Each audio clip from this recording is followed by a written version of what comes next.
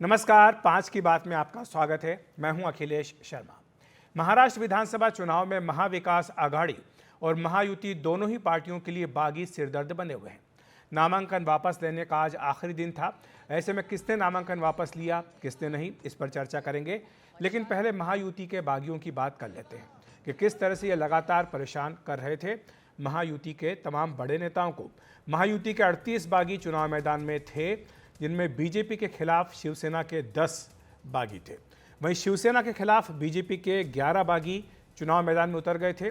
NCP के खिलाफ शिवसेना के 7, वहीं एनसीपी के खिलाफ बीजेपी के 9 बागी थे और शिवसेना के खिलाफ एनसीपी का 1 बागी चुनाव मैदान में था। बात कर लेते हैं महाविकास आघाड़ी की। इसके 16 बागी चुनाव मैदान में थे। शिवसेना यूबीटी के खिलाफ कांग्रेस के 6 बागी, वहीं कांग्रेस के खिलाफ शिवसेना यूबीटी के 4, महाविकास आघाड़ी में अन्य 6 बागी चुनाव मैदान में थे। इस बीच बागियों के मोर्चे को लेकर बीजेपी के लिए एक अच्छी खबर आई है। बागी गोपाल शेट्टी को बीजेपी ने मना लिया है। उन्होंने अपना नामांकन वापस ले लिया। आपको बताएं कि बोरीवली से बागी उम्मीदवार बनकर गोपाल शेट्टी ने पर्चा भरा था।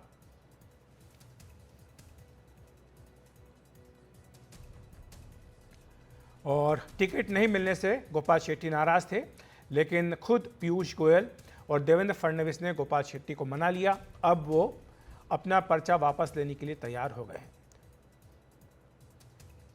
इसके साथ ही पूर्व एनकाउंटर स्पेशलिस्ट प्रदीप शर्मा की पत्नी स्वीकृति शर्मा ने भी अपना पर्चा वापस ले लिया है। भविष्य में एमएलसी बनाए जाने के आश्वासन पर उन्होंने पर्चा वापस लेने का फैसला किया। कल ही मुख्यमंत्री एकनाथ शिंदे पार्टी की उम्मीदवार ने मुर्जी पटेल की सभा में मंच से स्वीकृति शर्मा को भविष्य में एमएलसी बनाने की घोषणा की थी। तो गोपाल शेट्टी और स्वीकृति शर्मा दोनों से बात की हमारे सहयोगी सुनील सिंह ने। आइए सुन लेते हैं। सर, दिन भर कल आपको मनाया जा रहा था, सागर बंगले पर भी ले जाया गया, आखिर आपने फैसला क्या लिया? नहीं, देखिए, आप एक बहुत बड़े न्यूज़ चैनल वाले हो। मेरा पहले दिन से अगर मेरे मुद्दे को आप देखेंगे तो मेरा एकदम लाइन एक ही था। पहले दिन से मैं जो कुछ भी कर रहा हूँ, मैं चुनाव लड़ने के लिए कर नहीं रहा हूँ, मैं चुनाव जीतने के लिए नहीं कर रहा हूँ, मैं पार्टी के लिए कर रहा हूँ। मैं पार्टी के साथ में रहूँगा, मैं दूसरे पार्टी में नहीं जाऊँगा। और एक बार ये भी कहा था कि मुझे पार्टी अभी पार्टी के चुनाव से लड़ने को कहेंगे तो भी मैं नहीं लड़ूंगा। तो इसमें पूरी बात आ गई, समय मानता हूँ। आप मान गए हैं, आप पर्चा भी वापस लेंगे और संजय उपाध्याय के लिए काम भी करेंगे खुलकर?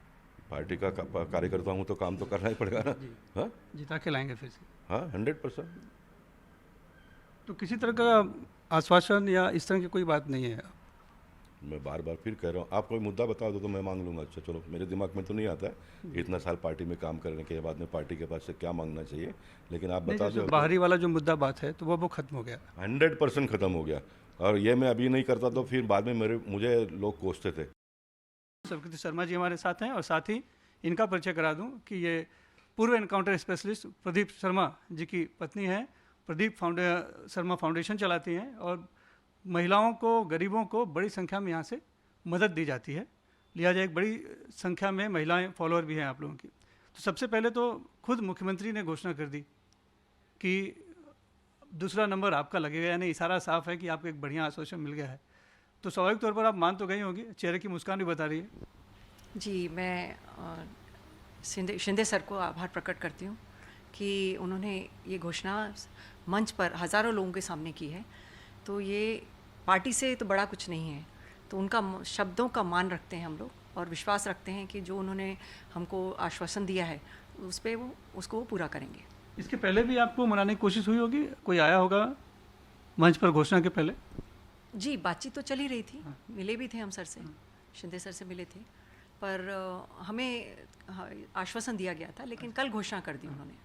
और बड़ी है, आपको भी अपेक्षित नहीं होगा कि मुर्जी पटेल के मन से वो घोषणा कर देंगे? जी बिल्कुल, ये तो हमारे लिए बहुत बड़ा सरप्राइज़ है और हम फिर से उनके शब्दों का मान रखते हैं और धन्यवाद देते हैं उनको।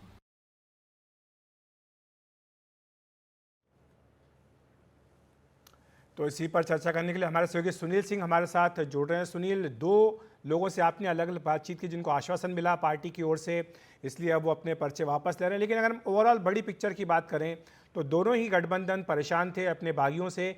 अब जबकि नामांकन वापस लेने का समय बीत चुका है, क्या स्थिति बनती दिखाई दे रही? क्या वाकई बगावत पर अंकुश पाने में दोनों बड़े गठबंधन कामयाब हो पाए हैं?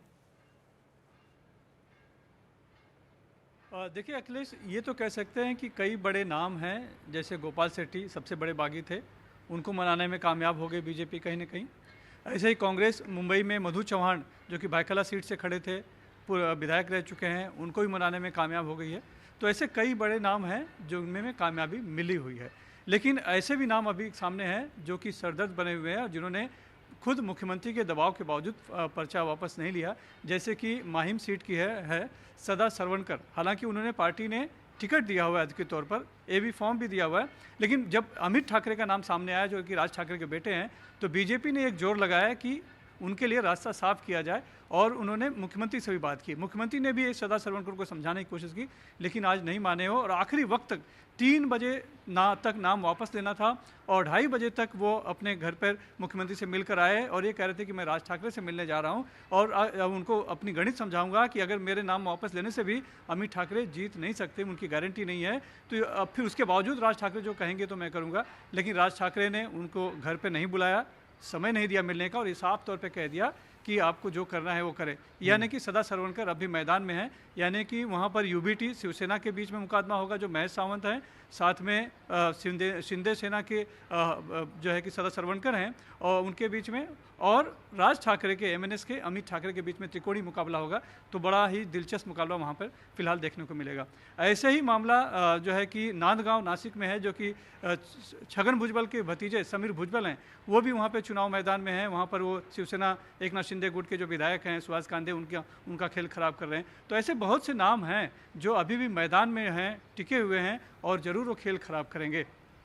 जी, शुक्रिया सुनील आपका इस तमाम जानकारी के लिए। और इसी पर चर्चा करने के लिए हमारे साथ 3 बेहद खास मेहमान भी जुड़ रहे हैं।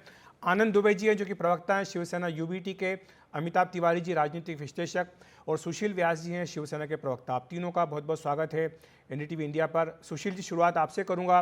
कोशिश तो तमाम की जा रही थी कि जो महायुति में इस तरह से दरार डालने की कोशिशें हो रही है, बगावत के जरिए जो नुकसान पहुंचाने की कोशिशें हो रही है, उस पर किसी तरह से लगाम कसी जाए, लेकिन ऐसा लगता है कि बड़े पैमाने पर अभी भी कामयाबी नहीं मिली। तो कितना नुकसान आपको हो सकता है, क्योंकि जब त्रिकोणीय 4 कोणीय मुकाबला होगा तो हर वोट बहुत मायने रखता है। अखिलेश जी नमस्कार। नमस्कार। देखिए, करीब करीब अभी आपका शो शुरू होने के पहले मैं फडणवीस जी का बयान सुन रहा था टीवी पे। करीब करीब 85-90% जगहों पे हम सफल हुए हैं अपने साथियों को समझाने में कि वो अपना नाम वापसी कर ले, और उस सफलता के साथ कुछ जगहों पे नहीं भी सफल हुए हैं। फिर भी अब देखेंगे किस तरह से हो सकता है कि ठीक है नाम वापस नहीं हो सकता, लेकिन प्रजातंत्र में और एक चुनावी राजनीति में एक दूसरे तरीके भी होते हैं कि लास्ट दिन निकल जाने के बाद भी कभी कभी उम्मीदवार जो है अपने आप को पब्लिकली घोषित कर देता है कि मैं अब चुनाव नहीं लड़ रहा हूँ और फलाने उम्मीदवार का मदद कर रहा हूँ। ये कोशिश भी चलती रहेगी, लेकिन हम मानते हैं बड़ी ईमानदारी के साथ कि हमारी तमाम कोशिशों के बावजूद कुछ साथियों को अभी तक हम समझा नहीं पाए। उसका नुकसान फायदा क्या होगा क्या नहीं होगा, अब वो उन लोकल क्षेत्रों को जब हम आकलन करेंगे तब पता चलेगा। लेकिन काफी बड़े हद तक करीब 90% तक जो हमारे साथी जो नाराज थे उनको मनाने में सफल रहे हैं। लेकिन जो रणनीति उस पर भी प्रश्न उठ रहा है, जैसे कि हमारे सहयोगी सुनील अभी बता रहे थे सदा सरवणकर को लेकर के कि किस तरह से उनको कोशिश की जा रही थी कि वो अपना नाम वापस ले लें, लेकिन जिस तरह से राज ठाकरे ने खुद अपने कई जगह कैंडिडेट खड़े किए, ऐसा लग रहा है कि वो सीधे तौर पर शिवसेना को नुकसान पहुंचा रहे हैं। तो ये जो आपस की लड़ाई है, ये क्या फायदा नहीं पहुंचाएगी महा विकास आघाड़ी को? अखिलेश जी, आपके प्रश्न में ही जवाब है। अब पहली बात तो वो आघाड़ी में है नहीं राज ठाकरे जी, उन्होंने 138 उम्मीदवार अपने खड़े किए, वो तो है नहीं। अच्छा, जब महायुति में फैसला हुआ तो सिटिंग उम्मीदवार के विधायक के नाते सदा सरवणकर को सीट और एबी फॉर्म दिया गया हमारी तरफ से, तो अब वो हमारे वरिष्ठ विधायक हैं। अब लेकिन उनको मनाने की कोशिश चल रही थी। अब वो किस वजह से नहीं माने, वो राज ठाकरे से मिलना चाहते थे, राज ठाकरे जी ने समय नहीं दिया। फिर मैंने अभी फडणवीस जी से सुन रहा था, कोई बात नहीं, अंतिम समय चला गया। अभी भी हम लोग सारे तीनों दल के नेता बैठ करके देखेंगे, मुहिम में अगर कोई रास्ता निकलता है तो निकलेगा, अन्यथा महायुति का जो अधिकृत उम्मीदवार है उसको महायुति के सभी दल मदद करेंगे। जी ठीक है, हमारे साथ आनंद दुबे जी भी। आनंद जी, ऐसा नहीं कि वहाँ पे ही दिक्कत है, ठीक है, वहाँ पर 30 से ज़्यादा अगर बागी थे तो आपके भी 15 से ज़्यादा बागी थे, आपकी क्या स्थिति है? क्या सबको मना लिया गया है या अभी आपको लगता है कि ये आगे जाकर बड़ा सिरदर्द होगा? अखिलेश जी नमस्ते। नमस्ते। देखिए, जब हम राजनीतिक और सामाजिक जीवन में कार्यकर्ता बनकर काम करते हैं तो हमारी इच्छा होती है कि हम विधायक बने, सांसद बने, लोगों की सेवा करें। उसके लिए हम नामांकन भरते हैं, पार्टी से टिकट मांगते हैं और जब हवा अगर महाविकास आघाड़ी के पक्ष में हो तब मांगने वालों की संख्या और बढ़ जाती है। एक एक सीट से दो दो चार चार लोग मांगते हैं, किसी एक व्यक्ति को मिलता है, बाकी को नहीं मिलता। उन्हीं में से कोई एक व्यक्ति निराश होकर अपक्ष पर्चा भर देता है और उसको बागी कहा जाता है। लेकिन जब ये चिन्हित हो गया कि ये कांग्रेस लड़ेगी, ये सीट शिवसेना लड़ेगी, एक राष्ट्रवादी लड़ेगी, तब वहाँ विवाद बहुत कम हो जाता है। उसके बाद हमारा प्रयास होता है कि जो व्यक्ति ने भी फॉर्म भरा है उसको हम मना लें, समझा लें। अगर वो मानता है तो ठीक बात है, उसका सम्मान होता है। सरकार जब बनती है तो सरकार में उसको और सेवाओं का मौका दिया जाता है। अगर वो नहीं मानता है तो हर पार्टी का अपना एक नियम कानून होता है, वो अनुशासक कार्रवाई की जा सकती है, हम लोग करते भी हैं। आज ही हमारे नेता उद्धव बाला साहब ठाकरे जी ने प्रेस कॉन्फ्रेंस में कहा कि जिन बागियों ने शिवसेना की तरफ से पर्चा भरा है और शिवसेना के कार्यकर्ता हैं, अगर उन्होंने पर्चा 3 बजे के पहले वापस नहीं लिया है तो जरूर उन पर संवैधानिक रूप से जो हमारी पार्टी का कानून है हम उस पर कार्रवाई करेंगे।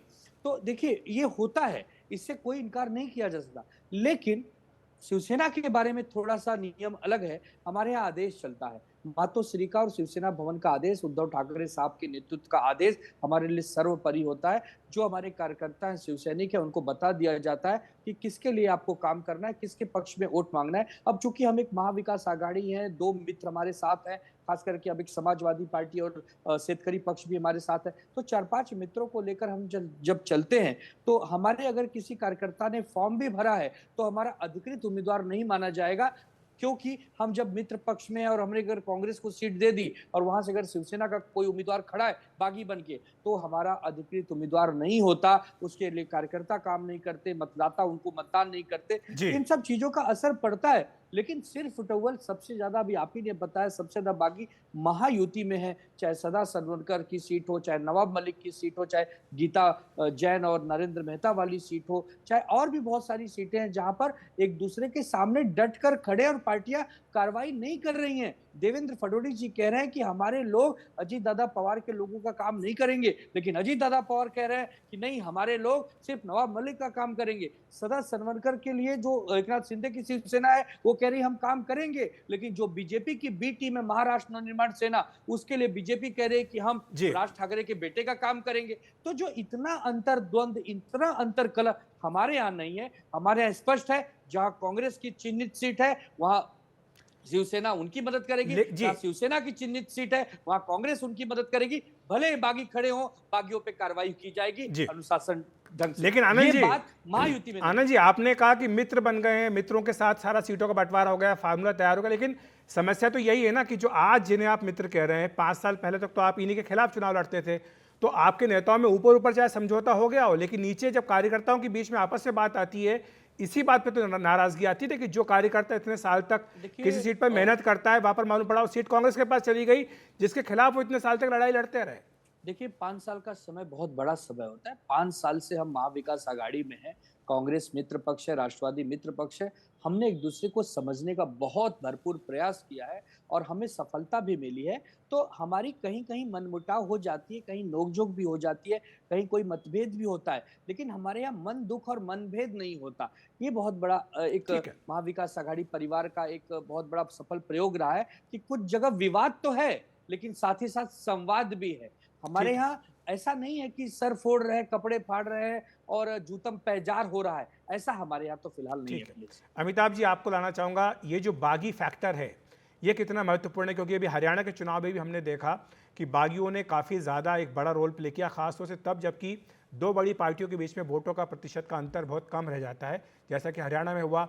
अभी लोकसभा चुनाव में भी महाराष्ट्र की बात करें तो कोई बहुत ज़्यादा अंतर महाविकास आघाड़ी और महायुति में नहीं था। तो ऐसे में जो बागी हैं ये किस हद तक बड़ा रोल प्ले करते हैं और कितना ज़रूरी है इन बड़े गठबंधनों के लिए इन्हें मनाना? देखिए, महाराष्ट्र में 11,000 लोगों ने पर्चा भरा, उसमें से 2,000 रिजेक्ट हो गए और 2,000 से ज्यादा लोगों ने आज विड्रॉ किया है। अभी भी लगभग 7,000 उम्मीदवार खड़े हैं। फाइनल नंबर नहीं है, लेकिन अभी के हिसाब से, इलेक्शन कमीशन की वेबसाइट के हिसाब से, इसका मतलब होता है लगभग 24 उम्मीदवार पर सीट खड़ा है, जो कि मतलब इतिहास में अगर देखें तो शायद 1995 के चुनाव में इतने उम्मीदवार खड़े होंगे। तो एक तो है बागी फैक्टर और एक है अदर स्मॉलर पार्टीज के जो लोग खड़े हैं।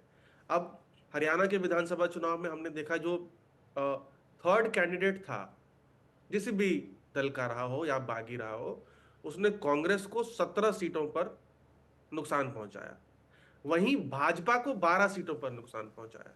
यानी नेट 29 सीट्स पर बागी, स्मॉलर पार्टीज, इंडिपेंडेंट्स का रोल रहा। तो जब सीट बाय सीट कॉन्टेस्ट है और जब लगभग 20 से ज्यादा उम्मीदवार हर सीट पर खड़े होने का चांस है इस बार, तो एक एक उम्मीदवार एक एक वोट जो लेता है वो बहुत इंपॉर्टेंट हो जाता है। वैसे भी महाराष्ट्र में जो स्मॉलर पार्टीज, अदर्स, इंडिपेंडेंट्स है, उनका बड़ा रोल रहा है हमेशा। ऑन एन एवरेज 25-30 सीटें जीत के आते हैं छोटे दल और इंडिपेंडेंट्स, और लगभग 25% वोट शेयर रहता है। तो जहां भी कांटे की लड़ाई है, सीट बाय सीट लड़ाई है, और दल तो दो ही हैं, जो मेन स्ट्रीम पार्टीज है, अलायंस है, वो तो दो ही हैं। यानी आप समझ लीजिए कि 17-18 लोग इंडिपेंडेंट पार्टीज, स्मॉलर पार्टीज खड़े हैं इन दो दलों के अलावा। और वो इसलिए है कि दोनों तरफ पे कहीं ना कहीं एक अननेचुरल अलायंस पार्टनर है। जहां भी एनसीपी को टिकट दिया गया है महायुति से, उसने पिछली बार 2019 में किसको हराया था? भाजपा को या शिवसेना के कैंडिडेट को। और जहां भी एसएचएस यूबीटी का कैंडिडेट है एमवीए में, उसने 2019 में किसको हराया था? कांग्रेस पार्टी को या एनसीपी को। इसलिए रेबेलियन जो है वो काफी नेचुरल है। इस बार दोनों पार्टीज कोशिश कर रही है कि मैनेज की जाए, कुछ हद तक मैनेज होगी, बट बियॉन्ड अ पॉइंट ये मैनेज नहीं हो सकती, क्योंकि महत्वाकांक्षाएं बहुत हैं और हर सीट पे दोनों अलायंस के 3-3 उम्मीदवार हैं। लेकिन अमिताभ जी, जो एक नई चीज़ देखने में आई है वो ये है कि जैसे बीजेपी बड़ी पार्टी है महायुति में, तो उसने अपने उम्मीदवार तो खड़े किए, लेकिन सहयोगी दलों के जरिए भी अपने उम्मीदवार खड़े कराए। वैसे ही कुछ कुछ महाविकास आघाड़ी में भी हो रहा है। तो ये जो फैक्टर है, ये कितना इंपॉर्टेंट रोल प्ले करने वाला है? देखिए, ये इसलिए किया जाता है ताकि पब्लिक में एक मैसेज जाए यूनिटी का, क्योंकि दोनों ही तरफ ये जो अलायंसेस बने हैं ये आपके लगभग 5 साल पुराने ही है। ये पूरा पॉलिटिकल अपहीवल हुआ है, एकदम नया डायनामिक है। और कहीं ना कहीं भाजपा, शिवसेना और एनसीपी को अपने कैंडिडेट्स एक तरह से लोन कर उन्होंने किया है, आप यूज कर सकते हैं टर्म। और वही हमने देखा है कि एमवीए में भी हुआ है। इससे क्या होता है कि जमीनी स्तर पर कार्यकर्ता जब है उसको कॉन्फिडेंस आता है, और जो कैडर है उसमें यूनिटी है, उसमें एक यूनिटी का मैसेज जाता है। और जो वोट ट्रांसफर है, क्योंकि वोट ट्रांसफर इस बार बहुत इंपॉर्टेंट होने वाला है कि भाई भाजपा और शिवसेना का वोट एनसीपी को जाएगा कि नहीं, कांग्रेस और एनसीपी का वोट शिवसेना यूबीटी कैंडिडेट को जाएगा नहीं। तो इस चीज को न्यूट्रलाइज करने के लिए उसी दल के सिंबल से अपना कैंडिडेट खड़ा कर दिया जाता है, ताकि अलायंस में जो वोट ट्रांसफर के इश्यूज हैं उसको न्यूट्रलाइज किया जा सके। जी, बहुत बहुत शुक्रिया आपका अमिताभ जी इस चर्चा के लिए, और आनंद जी, सुशील जी, आपका भी धन्यवाद हमारे साथ जुड़ने के लिए। एक छोटा सा ब्रेक ले रहे हैं, ब्रेक के बाद तुरंत हाजिर होते हैं।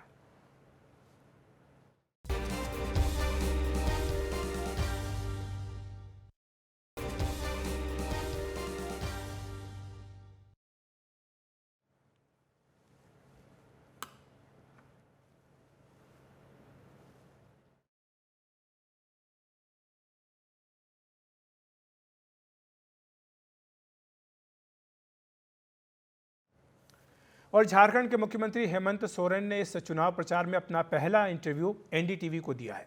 उन्होंने कहा कि जनता को विपक्ष की साजिश का पता चल चुका है। उन्होंने ये भी कहा कि जिन्होंने उजाड़ा है, जिन्होंने लूटा है, उन सबका हिसाब किया जाएगा। साथ ही उन्होंने ये भी कहा कि जो बीजेपी का घोषणा पत्र है वो उन्हीं के घोषणा पत्र की नकल है।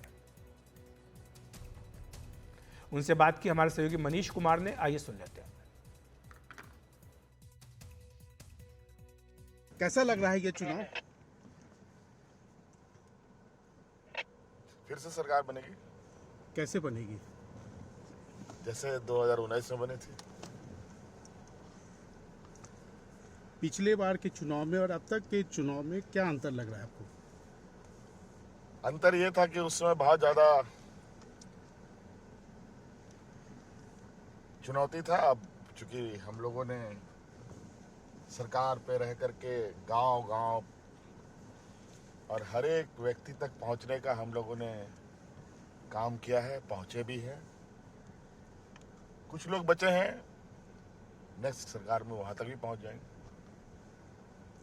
लेकिन एक चीज बताइए कि इस बार जो है, पिछले बार 2019 में आपके खिलाफ एनडीए का पूरा गठबंधन नहीं था, इस बार पूरा गठबंधन है।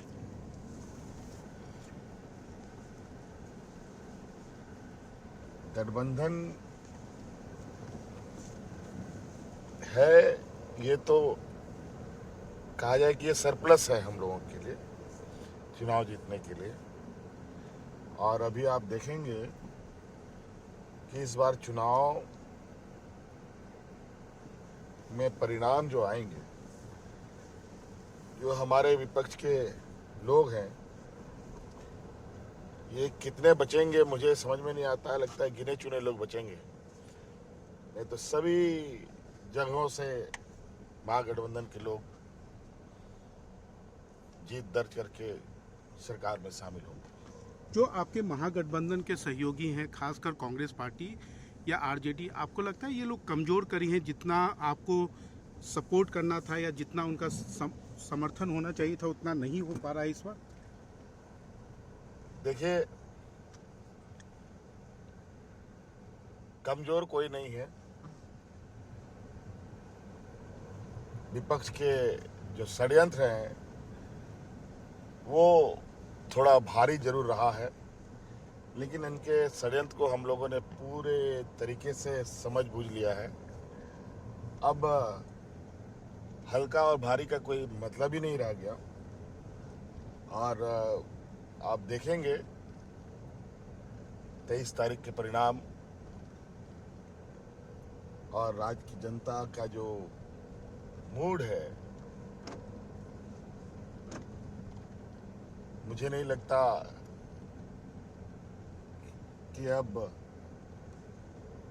सरकार बनने से हमें रोक सकता है। आपके जो विरोधी हैं वो कह रहे हैं कि इस बार हेमंत सरकार को हटाना नहीं है, हेमंत सोरेन को नहीं हटाना है, नया सरकार देना है, नया सरकार देना है, परिवर्तन करना है। सांसद हैं उनके द्वारा क्या जरूरत है? अजित भाई, यहाँ के लोगों को भारतीय जनता पार्टी की सरकार नहीं चाहिए। क्यों? यहाँ के मूलवासी आदिवासियों की सरकार। हमारे बीच में श्रीमती जोबा मांझी जी सांसद और ये के पहली द्वारा बार है माननीय मुख्यमंत्री जी का बुके देकर स्वागत किया जा रहा है। जोरदार ताली से आप लोग स्वागत करेंगे। हमारे जिला के सचिव सोनाराम देवगन जी को मैं आमंत्रित करता हूँ, आप भी बुके देकर सम्मानित करेंगे। परिवर्तन क्यों नहीं होगा? आपके हिसाब से परिवर्तन क्यों नहीं होगा? क्या चाहिए यहाँ पर? स्वागत करने के लिए समय नहीं है। भारतीय जनता पार्टी का कौन सा मॉडल यहाँ मैं पर सबसे पहले वो लागू करना चाहता है जो परिवर्तन करना चाहता है? क्या यहाँ के खनिज संपदा अपने व्यापारियों को देना चाहते हैं? क्या जिस तरीके से छत्तीसगढ़ में जंगलों को उजाड़ने का जिम्मा ले रखा है, वो झारखंड में भी जिम्मा लेना चाहते हैं क्या? जीवन जोड़ी और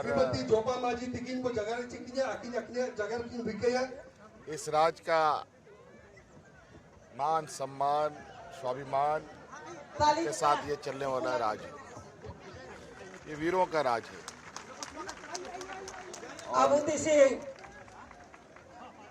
झारखंड विधानसभा यहाँ पर व्यापारियों की झारखंड सभारी मोड़ प्रत्याशी अब परिवर्तन करना है दिवंगत ताकि यहाँ के खनिज संपदा को लूट सके। देवेंद्र आज हमारे खनिज संपदा का जो 1,36,000 करोड़ रुपए पर क्यों नहीं बोलते? कांग्रेस पाते हिजू अकान अबुआ सुभाष बाबू सरकार बनने दीजिए। इंडिया गठबंधन रीन जाचबीन को जितनी यहाँ के सबन मान से को दुबकान सबन जुड़ी को हतो एक पे जो लोगों को विस्थापित किया गया है, जंगलों को उजाड़ा गया है, इस पूरा इकिर जुबनते दुलार एक हिसाब पाई करके कैसे करेंगे? पाई हिसाब कैसे करेंगे? एक हिसाब तो दे रखा है, अभी और भी हिसाब देंगे और सभी वहाँ से लाएंगे और यहाँ के लोगों को जो इनका हक अधिकार है उनके दरवाजे तक पहुँचाने का पिछले चुनाव में जो शेड्यूल ट्राइब की सीट्स थी वहाँ पर आपका परफॉर्मेंस बहुत ही अच्छा था। इस बार आप इसको रिपीट कर पाएंगे? इन षड्यंत्रकारियों ने तो मुझे जेल में डाल दिया था, नहीं तो आज जो आप आंकड़े देख रहे हैं ये आंकड़े उलट रहता। और अभी देखिए ये चुनाव में पता चलेगा झारखंड मुख्यमंत्री भाई कि कहते सरकार जिबिन संगे अब वालिकान हतु दिसुम रे मदद करने का यहाँ मैं के मैया सम्मान योजना की नाम केडा अब सरजन पेंशन की नाम केडा अब बिजली नौजवानों बिल का की यहाँ माफ के केडा आदिवासी अब आदिवासियों ओते के घासा देश को पहुँचाने गुरु का दारू परिणाम रे पर्चा पट्टा की नटिंग इस केडा बार बीजेपी जितने जोश से चुनाव लड़ रही है पहले कभी नहीं देखा। पूरा अलायंस उनका कंप्लीट है। एक तरफ पूरा भारतीय जनता पार्टी एनडीए की जमात यहाँ आई है, दूसरी तरफ कौन? भारतीय जनता पार्टी को नैन गुरु दारू आते हैं साथ कुछ तो है होगा। हार नती थे ऐसा क्यों? क्या? ये तो भारतीय जनता पार्टी बता पाएंगे कि आज इनको इतना ताकत लगाने की आवश्यकता क्यों पड़ गई। कौन सा चीज है जो उनके बस की बात नहीं है, जो आज पूरा देश को कब्जा करने में लगे, आज दुनिया में अपना डंका बजा रहे हैं। 2019 में भी तो उनकी सरकार थी, 2014 में भी तो उनकी सरकार थी। क्या हुआ? झारखंड मुक्ति मोर्चा यहाँ कमजोर हुआ और आज हम लोगों ने सरकार भी बना ली। ये कल संकल्प पत्र जो जारी किया उसमें कहा है कि यूनिफॉर्म सिविल कोड लाएंगे लेकिन आदिवासियों को उससे बाहर रखा जाएगा।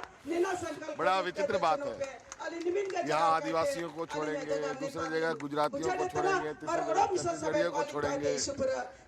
यूसीसी का मतलब क्या है? हमने कहा कोई यूसीसी की बात नहीं है, यहाँ सीएनटी एसपीटी पैसा रहेगा। बहुत धन्यवाद मैडम जी को। और अभी हम लोग नारेबाजी करेंगे थोड़ा। इस झारखंड मुक्ति मोर्चा जिंदाबाद। आपने दाढ़ी क्यों बढ़ाया हुआ? झारखंड मुक्ति मोर्चा जिंदाबाद। ये भारतीय जनता पार्टी का और हमारे विपक्षों का देश जिंदाबाद। और इन्होंने मुझे जिंदाबाद। जो आदरणीय मुख्यमंत्री हेमंत सोरेन जिंदाबाद। संघर्षों को फिर से जगाने का काम किया। अब उन्हीं के तर्ज पर इनको हम लोग करारा जवाब देंगे। ये बताइए, कांग्रेस पार्टी कहा जा रहा है कि आपके लिए कमजोर करी है कांग्रेस पार्टी। माझी अमर रहे। चलाने की जिम्मेवारी मुझे मिली और हमने सभी को अभी संरक्षित हमारे करते बीच हुए में सरकार के पूरे 5 साल कार्यकाल पूरे किए, लेकिन इनके जो करतूतें थे आपको पता ही है। झारखंड राज्य के युवा जवान मुख्यमंत्री 5 साल पूरा नहीं करने देना चाहते थे। इसको लेके एक महीना पहले चुनाव करवा रहे हैं। क्या जरूरत आन पड़ी? जिंदाबाद। क्या जरूरत आन पड़ी? पहले तो कभी ऐसा नहीं हुआ था। 5 चरण का चुनाव, 2 चरण सिर्फ यही कि आप जेल में डाल नहीं पाए तो मैं प्रचार न कर पाऊँ। प्रधानमंत्री कहते हैं कि आपके समय में भ्रष्टाचार बढ़ा है। जाकर के आंकड़े देख ले भारत सरकार का।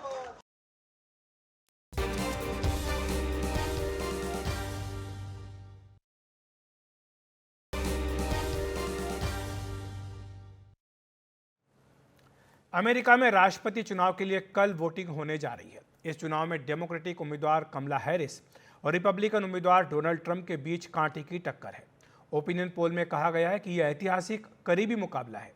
अमेरिका में इस बार चुनाव में इमिग्रेशन एक प्रमुख मुद्दा है और इसे लेकर दोनों ही भारतवंशियों को लुभाने में लगे हुए हैं। न्यूयॉर्क टाइम्स सिएना कॉलेज पोल के अनुसार 7 राज्यों में हैरिस और ट्रंप के बीच काफ़ी करीबी मामला है। अमेरिका में अर्ली वोटिंग की सुविधा के तहत करोड़ों लोग अभी तक मतदान कर चुके हैं। फ्लोरिडा विश्वविद्यालय के इलेक्शन लैब ट्रैकर के आंकड़ों के अनुसार करीब 7.5 करोड़ से भी अधिक अमेरिकी पहले ही मतदान कर चुके हैं। अमेरिका में करीब 18.5 करोड़ मतदाता हैं।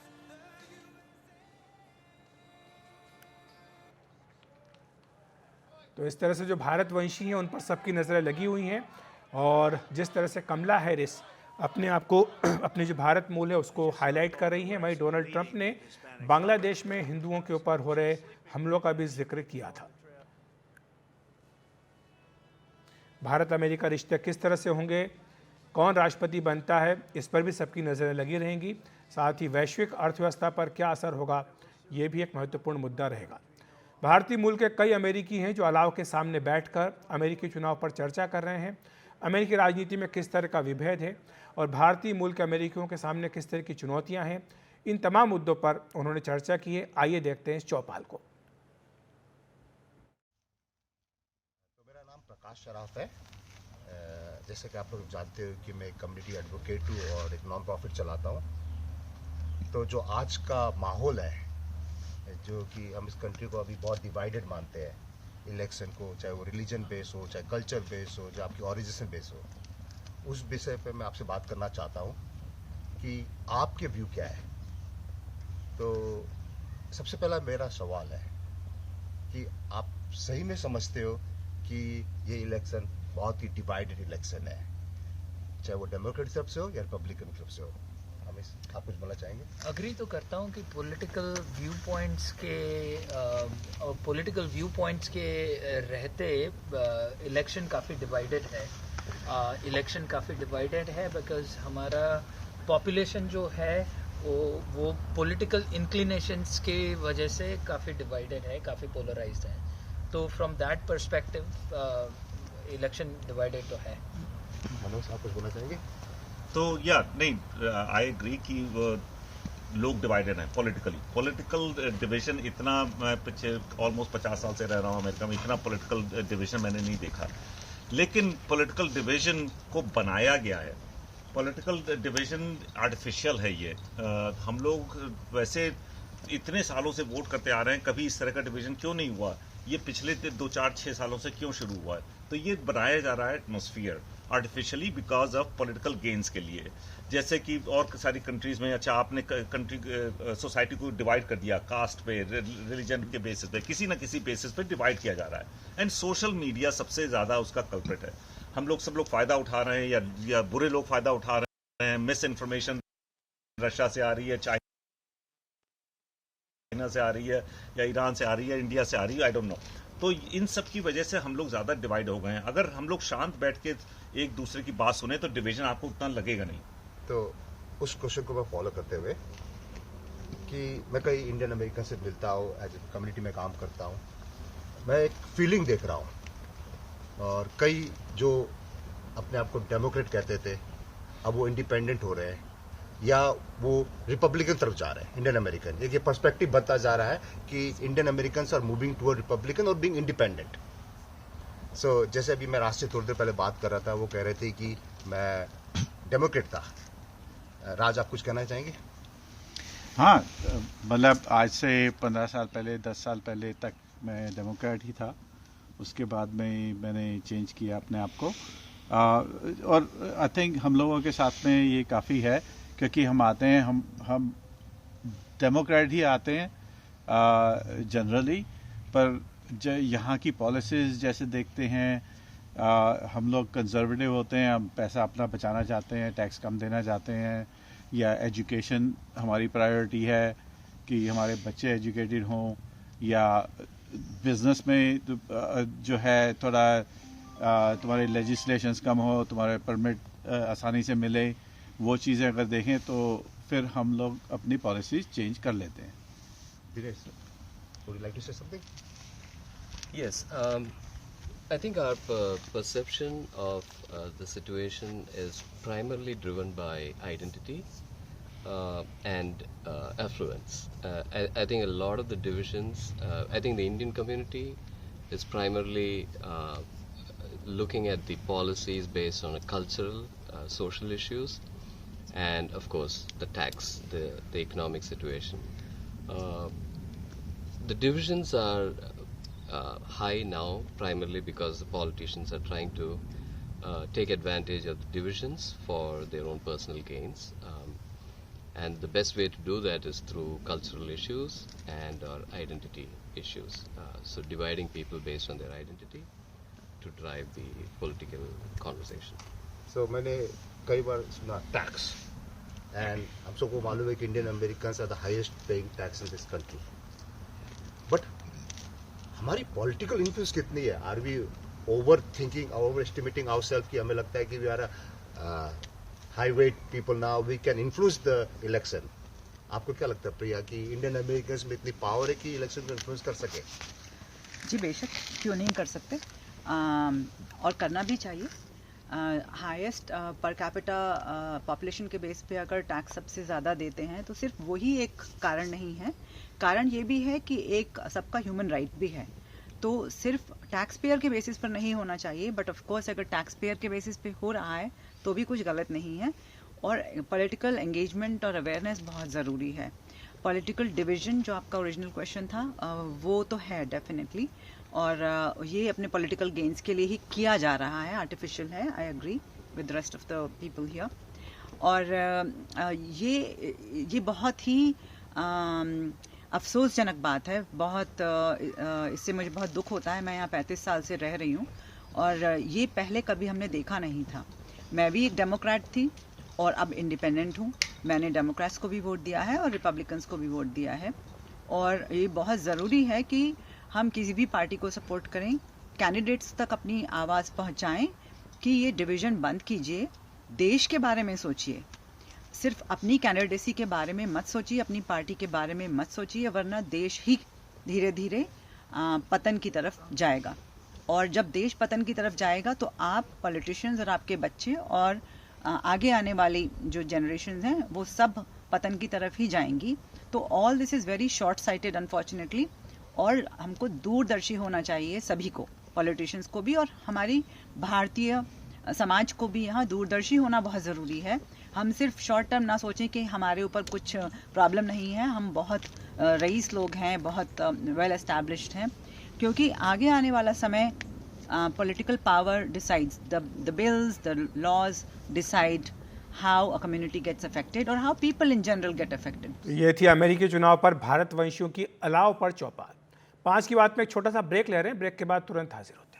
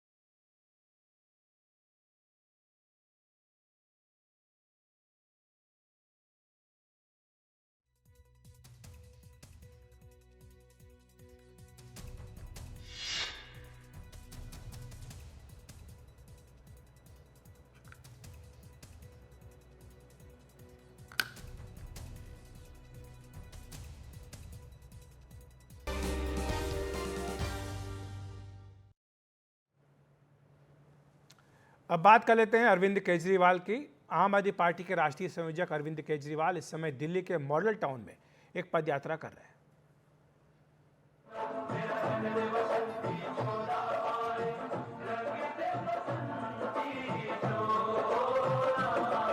मेरा रंग दे बसंती चोला, मेरा रंग दे बसंती चोला।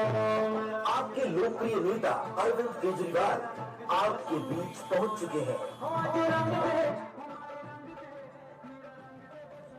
तो ये दिल्ली के पूर्व मुख्यमंत्री अरविंद केजरीवाल की यात्रा है और जेल से बाहर आने के बाद वो जनता के बीच जा रहे हैं, आने वाले विधानसभा चुनाव की तैयारी कर रहे हैं और बता रहे हैं कि किस तरह से आने वाले चुनाव के लिए उनकी पार्टी के, उनकी सरकार के मुद्दे रहेंगे। आपके बीच पहुंच चुके हैं। इस समय मॉडल टाउन में है, आज तिमारपुर और मॉडल टाउन में उनकी यात्रा निकल रही है।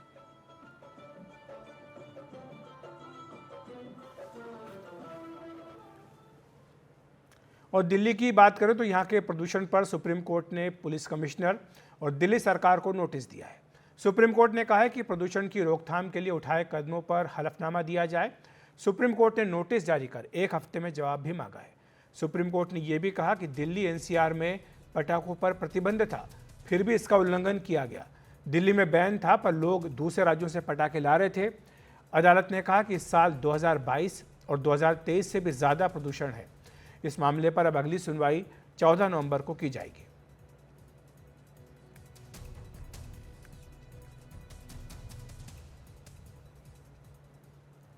और शहरों में हवा काफ़ी जहरीली है, जो कि सेहत के लिए काफ़ी ख़राब भी मानी जा रही है। और अगर AQI की बात करें तो अलग अलग शहरों में AQI की क्या स्थिति रही है, ये देख लेते हैं।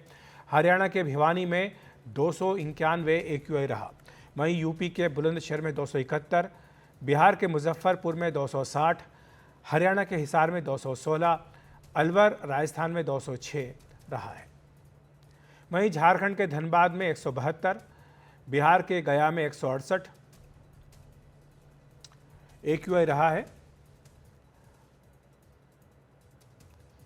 और बिहार के गया में 168, गंगानगर राजस्थान में 167 AQI दर्ज किया गया। वहीं उत्तर प्रदेश के मेरठ में 162 AQI दर्ज किया गया है। बिहार के बेगूसराय में 156 दर्ज किया गया। एक कहावत है कि जिन लाहौर नहीं वेख्या वो जन्मिया ही नहीं, यानी जिसने लाहौर नहीं देखा उसका जन्म ही नहीं हुआ। लेकिन आजकल वहाँ प्रदूषण की जो हालत है उसे देखकर कहा जा सकता है कि जिसने लाहौर का प्रदूषण नहीं झेला है उसने प्रदूषण कभी झेला ही नहीं। शनिवार रविवार को लाहौर का AQI 1000 से लेकर 1900 के बीच दर्ज किया गया। पाकिस्तान ने अब कहा कि इसके लिए भारत जिम्मेदार है। वहाँ की एक मंत्री मरियम औरंगजेब ने कहा कि इसके लिए भारत की ओर से आने वाली हवाएं दोषी हैं। बेशक आज AQI कम हुआ, लेकिन इस वक्त भी वहाँ की हवा में PM 2.5 की मात्रा WHO के पैमाने के हिसाब से 25 गुना ज़्यादा है। मध्य प्रदेश के बांधवगढ़ टाइगर रिजर्व में 10 हाथियों की मौत हो गई। साफ साफ इसमें वन विभाग की लापरवाही नजर आ रही है और अब इस पर एक्शन भी ले लिया गया है। मध्य प्रदेश के मुख्यमंत्री ने 2 अधिकारियों पर गाज गिराते हुए बांधवगढ़ टाइगर रिजर्व के डायरेक्टर और सहायक वन संरक्षक को निलंबित कर दिया। दोनों पर सूचना मिलने पर भी छुट्टी से नहीं आने और मोबाइल बंद रखने का आरोप है। मुख्यमंत्री मोहन यादव ने कहा कि दोनों को अपने कर्तव्यों के पालन में ढिलाई बरतने के आरोप में निलंबित कर दिया गया है। उमरिया के अंदर पिछले दिनों जो हमारे फॉरेस्ट एरिया में 10 हाथियों के अलग अलग दिन मृत्यु के जो समाचार आए थे वो बड़े दर्दनाक थे। शासन ने पूरी गंभीरता के साथ इसमें अपने वन मंत्री श्रीमान दिलीप अहिरवार जी और वरिष्ठ अधिकारियों को भेजा था। उनसे प्रारंभिक जो रिपोर्ट प्राप्त हुई है उसमें अभी तक की जानकारी में कोई अलग से कीटनाशक या कोई ऐसी घटना जिसमें कोई दूसरा पक्ष इन्वॉल्व हो अभी तक तो नहीं आई है। फील्ड डायरेक्टर को हमने इस घटना में फ़ोन बंद करना, छुट्टी से न लौटना, ऐसे कई कारण से उनको सस्पेंड किया है। जो वन एवं पर्यावरण राज्य मंत्री हैं और उनके साथ जो आला अधिकारी गए थे, उनकी जो रिपोर्ट है उसके आधार पर मुख्यमंत्री ने रविवार देर शाम को एक उच्च स्तरीय बैठक ली और उसके बाद फैसला किया गया कि 2010 बैच के जो भारतीय वन सेवा के अधिकारी हैं गौरव चौधरी, जो डायरेक्टर भी हैं बांधवगढ़ टाइगर रिजर्व के, और उनके साथ जो ACF इंचार्ज थे फतेह सिंह निनामा, दोनों को निलंबित कर दिया गया। उन पर आरोप ये लगे गौरव चौधरी पर कि उन्हें पता लग गया था, उन्हें जानकारी मिल गई थी कि 10 हाथियों की मौत हुई है। इसके बाद भी वो अपने अवकाश से नहीं लौटे और अपने फ़ोन को भी स्विच ऑन नहीं किया, आला अधिकारियों से फ़ोन पर बात नहीं की। तो ये काम में लापरवाही के उन पर आरोप लगे और साथ ही साथ फतेह सिंह निनामा पर ये आरोप था कि उनको भी 10 हाथियों की मौत की जानकारी हो गई थी, लेकिन कोई भी आगे बढ़कर यानी कोई प्रोएक्टिव उन्होंने उसमें कदम नहीं उठाया और साथ ही साथ सारा काम अपने अधीनस्थों को सौंप दिया, तो इसको घनघोर लापरवाही माना गया है। साथ ही साथ सरकार ने कुछ और बातें कही हैं, जैसे एक राज्य स्तरीय हाथी टास्क फोर्स बनाया जाएगा जो इनके संरक्षण के लिए काम करेगा। जो आसपास के राज्य हैं, चाहे फिर वो कर्नाटक हो चाहे फिर असम हो, वहाँ पर हाथियों के संरक्षण में कैसे काम हो रहे हैं इनको देख कर आएगा और उसको यहाँ पर एक तरह से ज़मीन पर उतारने की कोशिश की जाएगी। जो सोलर फेंसिंग है उसके ज़रिए जो आसपास के खेत हैं, ताकि हाथी मानव का द्वंद्व वो कम से कम हो। देखिए, इस पूरे मामले में सबसे दुखद पहलू ये है कि एक नैसर्गिक सा कॉरिडोर बन जाता है झारखंड के पलामू से लेकर छत्तीसगढ़ और बांधवगढ़ में, क्योंकि मध्य प्रदेश में 1920 के बाद से हाथी नहीं थे। 87 में जब सरगुजा में देखे गए जो अब छत्तीसगढ़ का हिस्सा है, और उसके बाद 2018 में बांधवगढ़ के आसपास आना शुरू हुए, क्योंकि यहाँ पर ग्रास लैंड है, पानी है, शांति है। वो आसपास के और इलाकों में चले जाते हैं, कभी पन्ना में कभी और कहीं, लेकिन वो रहते बांधवगढ़ में ही हैं। तो 60 से 65 हाथी वहाँ पर हैं और एक अचानक एक दुखद हादसा होता है जिसमें लगभग 10 से 15% हाथियों की आबादी ख़त्म हो जाती है, उनकी मौत हो जाती है। कई तरह की थ्योरी आई हैं कि कोदो कुटकी खाने से उसमें जो फंगस था वो जहरीला हो गया। कोई कह रहा है कि पेस्टिसाइड छिड़का गया था। कोई ये कह रहा है कि आसपास कई रिजॉर्ट हैं और संभवतः उनके यहाँ जो यात्री आते हैं, तो कोई भी ऐसे द्वंद्व को टालने के लिए हो सकता है कि कोई सुनियोजित षड्यंत्र हो। हालांकि सरकार ने इसे तमाम बातों को फिलहाल नकार दिया है। सबको इंतज़ार है इस पूरे मामले में विसरा रिपोर्ट आ जाए, फोरेंसिक रिपोर्ट आ जाए, इसके बाद सरकार आगे बढ़ेगी। लेकिन इस बीच में ऐसे कुछ कदम उठाए गए हैं और माना गया है कि ये बहुत दुखद हादसा है, क्योंकि वैसे भी हाथियों की आबादी कम हो रही है, फूड चेन में इनका भी एक हिस्सा है। पूरे पर्यावरण में जंगल की जो पूरी एक इकोलॉजी होती है उसमें भी इनका एक अहम हिस्सा है। और ऐसे में इन हाथियों की मौत से न सिर्फ मध्य प्रदेश सरकार बल्कि केंद्र ने भी इसको गंभीरता से लिया है। जांच चल रही है, सबको इंतजार है कि फोरेंसिक रिपोर्ट आ जाए, तब इस मामले में उनकी मौत कैसे हुई पुख्ता तौर पर कुछ कहा जा सकेगा। तो 5 की बात में आज इतना ही। नमस्कार।